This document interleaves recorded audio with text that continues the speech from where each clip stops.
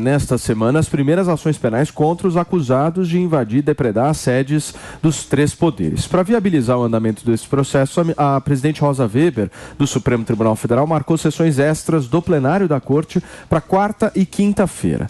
Estão na pauta do tribunal 4 ações penais que podem levar à condenação ou absolvição, inclusive, dos réus deste 8 de janeiro, que parece que não tem fim, né, meu querido Mano Ferreira, PP e meu querido Japa.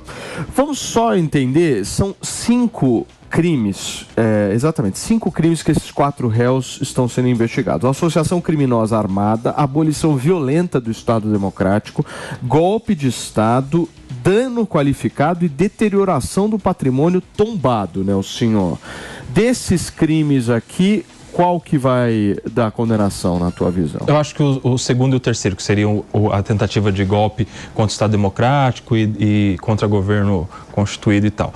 Porque a gente precisa entender, Paulo, que alguns crimes, apesar de serem tidos como crime na legislação, eles são meio para um novo crime. Por exemplo, se o meio de dar um golpe de Estado é entrando e quebrando tudo na conduta deles, eles não podem responder pelo dano qualificado, já que é um meio para o crime mais grave. É por isso que alguém que entra numa casa e furta algo, ele não responde por violação de domicílio, pelo dano que ele causa na porta, ele responde só pelo crime mais grave. Os outros crimes são absorvidos, né, os crimes mais brandos. Então, assim, tem muitos crimes aí que eu acredito que sejam meios para o crime mais grave. Vamos ver como é que o Supremo Tribunal Federal vai julgar essa questão. Para você que está no rádio, meu muito obrigado pela sua audiência, pela sua companhia. A gente fica por aqui. Essa é a Jovem Pan, jornalismo independente.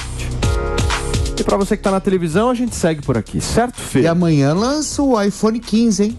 iPhone 15 amanhã, olha só. Amanhã o iPhone 15, a partir das 14 horas, a Apple já começa a divulgar toda a história. Aí, Pepe, ó. Aí, Pepe, você que teve o seu celular furtado no show? Sem celular é uma boa oportunidade, né, Fê? Já entra na lista de espera. Esperar 20 dias, né, para poder comprar um celular.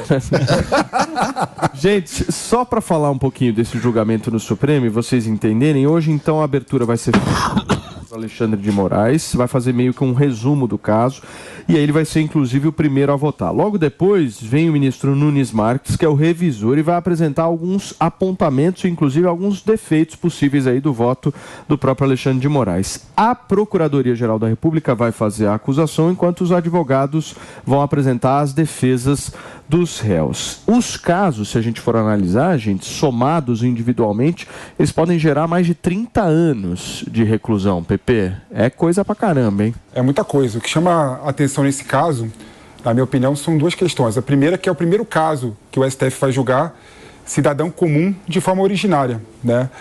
A primeira vez que eu vi isso foi no caso do Mensalão, que ele julgou de forma originária, mas foi julgando os políticos, né? Então esse é o primeiro caso que o STF vai julgar cidadãos comuns.